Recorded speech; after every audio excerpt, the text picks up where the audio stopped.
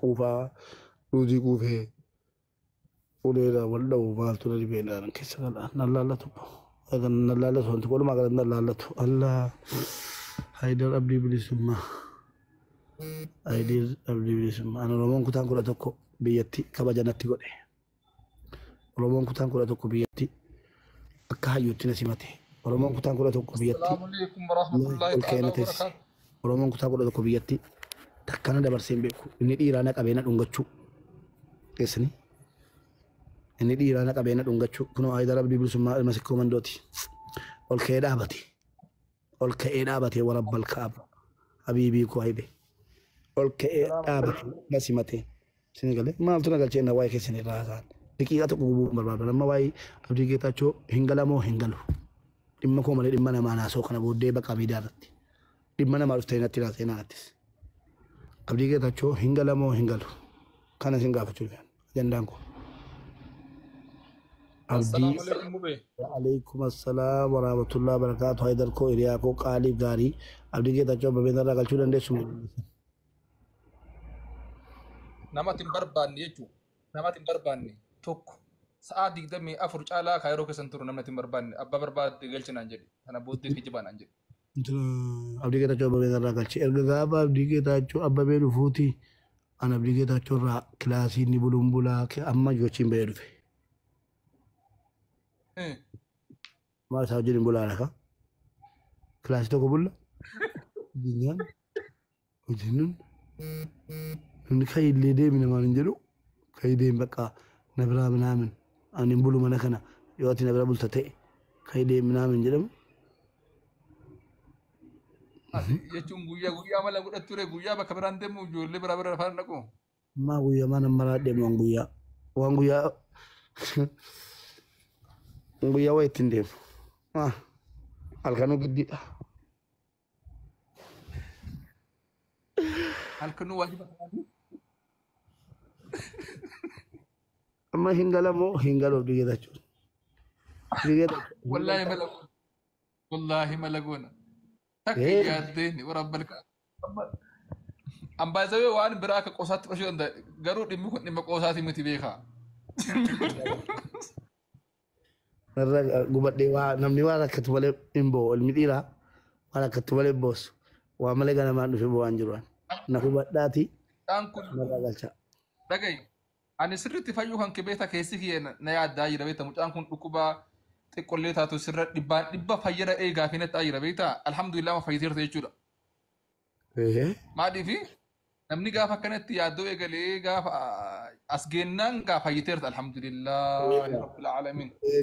Alhamdulillah. Alhamdulillah. Fayyar abshir fayyuu shakin. Wallahi. Amma kuma da keessaan itti walii jalqaba. Maal mucaan faaraadha jechuun inni illee haala hundaan beekame ijoollee araadaa dhamti maa. Galuufi.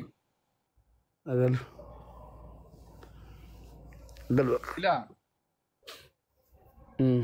Kilaasii wayii ilaalle kireessinure kilaasii biraa ollaa sanitti. Indidi. Na jaallachuun qabee na jeeseera. Wallahi kun sirrii miti wallahi shari'atti illee dhorka wallahi laazim dhorka. Nan bo'aa bakka. Dhorka. Taki guyyaa si haa jaallatu guyyaa si haa jaallatu. Manni koo si haa jaallatu malee. Manni koo kilaasii sadii qaba. Dimannaa kana silaa. Manni koo kilaasii sadii qaba. Kilaasii tokko daa'ima koo faadha manaa kooti kan kooti. Kilaasii tokko mucaa miskiintitti saarraan fudhee galee bareechisiisee achi taa'e algaa waa hundatti godhee fi isiititti gale. Kilaasii tokko ka keessummaatti abdii keessa jira. Amma abdii biran bulaa.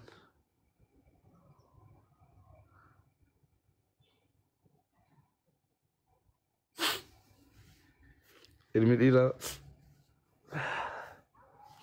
Mushkilaadha wallahi rakkoo. Guyyaa lama deemee abdii bira bulee. Rakkoon bakka. Guyyaa tokko asli bira bulee. Laakiin ammoo abdiin dubbiin galuu fi qaba yaa'anii.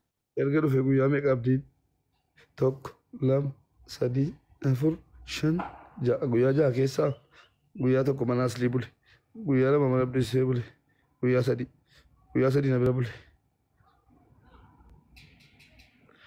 Walumaa galatti xiqqeettumaan dhaqee kutee amma maaltu si cinqire anatu beekamu na tokko yeroo bulcha dhaqee mandara kana natu bulcha yoon ka yeroo guutuun bulchines mandara mubaarak jedhama mandari kun wallahi dheengaddaa reediinatti mee ergati galteedhaan jedhe safara mubaarak fooqiin kun immoo keessattuu irra turee jennaan oromoon jechuudha irratti na laaltee gubatee fooqichi irraa ba'uu dide hin gubate irraa ba'uu dide namatu irraa utaalee du'e irraa ba'uu dide waa meeqatti dhaqee mee fooqii mucayyoon irraa utaaltee duute jechuun isanii dhaggeeffadhu beekamtu caala rabbii jedhaati kamiin namni beekame fooqii mucaan intalli fooqii 11ffaarraa gad utaaltee duute intalli tokko torba jee saddeet gaara oromoon hin beekne hin jiru si galee fooqii intaloon irraa utaaltee duutetti moggaasuu hin danda'u fooqii manni mubaarak irraa gubate jechuun hin danda'u fooqii mubaarak jedhanii fayyuma isaa moggaasanii eessa imaaraa mubaarak hello imaaraa mubaarak bukkee itti fidii kottu hello imaaraa mubaarak bukkee isa jiru maal oromo akkatti garuu narratti gubatee naan didee namni du'ee naan ba'uu didee waa meeqa geejja tokko asaansiira ittiin citee jechuudha 8ffaadhaa fudhatee gadi bu'ee fooqii nan didee ba'uuwwan akka waan siiriitti hojjetame si na dhaga'i abdi rabbii jedhi fooqee kana keessa jiraattaati laa gaaf tokko utuunan darajaa lammaffaarra jiru mucaan xobbeen intalli durbaa fooqii 11ffaadhaa lafa buutee duute poolisiin gaafa isa dhufee fattashee maal jedhee mana keessa nu ka'e ijoolleen ba'iinaan jedhaniin ba'uun jedheen utuman taa'uun irratti gubate ba'i jedhan nan didi eegadda immoo biyyan jiraan haati ilmoo ji'a 8 moo ji'a 7 liiftii beekta miti isaa ol nama baasu yaa rabbi 8ffaadhaa fudhatee bu'e nan didee ba'u liiftii citeen jechuudha 8ffaadhaa lafa fudhatee bu'e wallahi rabbi yaa rabbi balaa maaliiti fooqichi kun waa meeqa fooqee irra dhufe nan didee ba'u hundinuu nagatee ba'a malee hin ba'uwan saahibna fidee ol galche inni keenya 8ffaadhaa haadha ilmoo sabiyyii ji'a 8 nama qabu 8ffaadhaa liiftii jechuun asaansiira beekta miti ka ol nama baasu gad nama buusu maal jedhamu 8ffaadhaa ittiin citee fudhatee lafa wallahi laazim waa tokko itti fakkaanne yaala ba'uun dide wallahi namtitti haftee